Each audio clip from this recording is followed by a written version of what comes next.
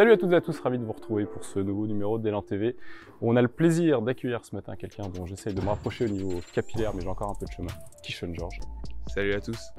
Et encore avec nous cette semaine, elle survit à sa 3e semaine de stage, Azélie, qui posera les questions fan action. Salut Azélie, ça va? Salut Martin, ça va et toi? Ça va, très bien, merci. Alors je tiens à préciser qu'on est un petit peu sur le Elan TV du pauvre, parce que notre deuxième micro nous a lâché juste avant, voilà, donc on fait un petit peu à l'ancienne, à la Philippe Risoli. Voilà. Kishon, on sort d'une belle victoire face à Évreux, qui était un mal classé cette saison, qui sortait d'une victoire à Saint-Chamond, la première à l'extérieur cette saison. On a été sérieux, appliqué, ce qui nous permet d'être toujours invaincus en 2023. Qu'est-ce que vous avez retenu de ce match? Je trouve qu'on a fait une belle performance collective, surtout défensivement en deuxième mi-temps. On était là, présents, on était concentrés, on savait ce qu'il fallait faire, puis on a appliqué les consignes du coach et pour pouvoir justement sceller le match le plus rapidement possible. Évreux qui nous a imposé une défense de zone quasi tout le match, au moins pendant 30-35 minutes. On a eu un petit peu de mal sur la première mi-temps avec des pertes de balles, avec une adresse extérieure plutôt fluctuante on va dire. Et c'est toi qui en rentrant dans le deuxième quart-temps avec 2 bombinettes à 3 points qui a plutôt débloqué la situation et nous a permis de virer en tête à la pause. On était entre guillemets préparés pour cette zone vu qu'on a vu qu'ils avaient fait contre Saint-Chamond les équipes précédentes. Et du coup le fait qu'ils nous ont mis cette zone nous a cassé un peu le rythme. Et c'est vrai que quand je suis rentré, mes coéquipiers avaient confiance en moi, le coach avait confiance en moi. Et puis du coup j'ai pris les tirs qui étaient ouverts, qui m'ont donné, et puis c'est rentré et je suis content. Kishon, on enchaîne avec un double déplacement assez périlleux, parce qu'on se déplace chez nos amis de Champagne Basket, puis nos voisins, presque voisins de Vichy, donc le mardi 31. Est-ce que c'est un premier tournant cette saison? Je rappelle que Champagne, c'est le dernier match de la phase d'aller. Oui, alors ça va être 2 matchs très très importants. C'est des matchs, on sait qu'ils sont tous les deux bien classés dans le classement du coup, et qui jouent peut-être la montée. Et c'est vrai que nous, on attend ces 2 matchs, on est impatient d'y jouer, puis on part vraiment confiant et prêt à aller à la bataille. Kishon, je souhaitais qu'on s'attarde un petit peu sur toi, parce que le grand public te découvre réellement cette saison. Est-ce que tu peux nous dire depuis quand tu es à Châlons, d'où tu viens également?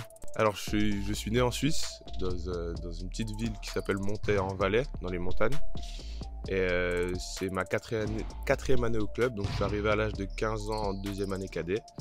Et du coup j'ai fait tout mon cursus 2e année cadet jusqu'en en espoir. Et là je fais les pros et je joue aussi en espoir. Et donc tu n'es pas JFL cette saison encore? La saison prochaine, c'est ça? Ouais. Pas encore. Voilà. Alors j'imagine que les fans te l'ont posé, j'ai même pas les questions des fans, mais j'imagine qu'elle est revenue, mais en tout cas, on se demande tous évidemment, t'es jeune aujourd'hui, quels sont tes objectifs personnels pour ta carrière? Mon but c'est toujours d'aller au plus haut niveau possible, j'ai toujours eu ce rêve d'aller jouer en NBA du coup. Après vraiment c'est d'atteindre mon plus grand potentiel possible, donc travailler tous les jours et de pouvoir gravir des échelons petit à petit pour petit à petit avoir un vrai rôle consistant en pro et puis peut-être par la suite aller en NBA. Et est-ce que tu penses en NBA qu'il y a un micro par personne sur les Atlanta TV ou Los Angeles TV? À deux par personne même. 3 caméras et 2 par personne. Question fan, je passe le micro. Du coup, première question des fans. C'était quoi ta routine, ta façon de t'entraîner quand t'étais plus jeune? Alors quand j'étais en Suisse, ça a toujours été mon père le coach. Du coup on avait des entraînements limités. J'étais pas dans une structure de sport-études. Du coup on organisait dans des salles à part des entraînements individuels avec mon frère et mon père. Beaucoup concentrés sur la dextérité, l'agilité et puis bien sûr le tir qu'on répétait quotidiennement parce que c'était indispensable. Deuxième question des fans, c'est quoi ton 5 majeur suisse? Alors mon 5 majeur suisse, je dirais en poste 1, Jonathan Casadi. En poste 2, Thabo Sefolosha. Enfin 2-3, Thabo Sefolosha. Poste 3, je mettrais Dusan Mladjan, c'est un shooter hors pair. Poste 4, je mettrais mon père parce que ça a toujours été mon inspiration et puis il était suisse. Et poste 5, je mettrais Clint Capela. Voilà. Ça fait quand même 2 joueurs formés à l'élan Chalon dans ton 5. Et donc, dernière question des fans, comment s'est passé ton passage des espoirs à la Pro B? Alors au début c'était un peu compliqué, c'est 2 niveaux de jeu totalement différents avec des façons de jouer différentes aussi.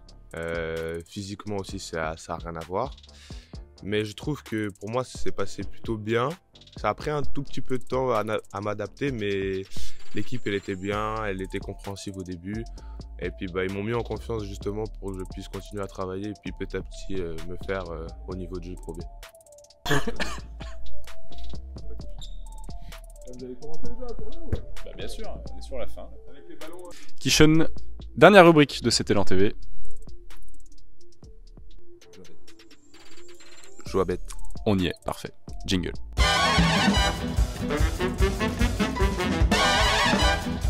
Kishon, j'étais avec Mathias la semaine dernière et pour rester dans le thème de son pays qui est quand même le froid, en Suède, je lui avais demandé de parier sur du hockey sur glace et comme il fait encore très froid cette semaine, je reste sur le hockey sur glace et donc le championnat de NHL. Tu t'y intéresses un petit peu? Pas vraiment.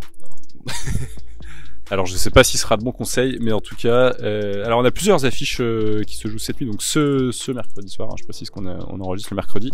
Première affiche qui shone est en NHL, donc le Seattle Kraken qui affronte les Canucks de Vancouver. Seattle est favori, cote de 1,74 et Vancouver, cote de 3,10. C'est cette nuit en NHL. Alors moi, je supporterais les Kraken de Vancouver. Parce que De Seattle. Ah, pas mal. Alors moi je supporterais Vancouver parce que Vancouver c'est pas si loin que ça de Montréal au Canada et mon père il est canadien du coup je vais supporter l'équipe du pays. Je comprends rien, je croyais que t'étais suisse. Mon père est canadien. Ah putain, je comprends rien. Je comprends rien. Deuxième affiche. Alors du coup on reste sur le Canada. Toronto face aux Rangers de New York, avec Toronto qui est favori, en plus cote de 1,91. New York cote de 2,80 et tu dis. Alors moi je vais rester au Canada, à Toronto, parce que j'ai visité la ville et j'aime bien l'ambiance de la ville et puis c'est au Canada. Et Toronto t'as pas le nacle. Merci Kishon, c'est enregistré. Vous aussi, allez parier sur Joabet. Vous avez toujours 2 fois 5 € de free bet offert avec le code qui s'affiche en bas de votre écran. Kishon, on te retrouve donc vendredi, Champagne Basket. Mardi prochain, donc le 31 janvier à Vichy. Les matchs seront diffusés comme d'habitude au spot à Châtenois-le-Royal. Et nous, on se retrouve donc le samedi 4 février face à Angers pour le retour d'Ali Bouziane. Et on enchaînera dès le 11 face à La Rochelle, l'autre promu de la Pro B. Merci à tous, merci Kishon, merci Azélie. Bonne journée et à la semaine prochaine. Merci. Merci.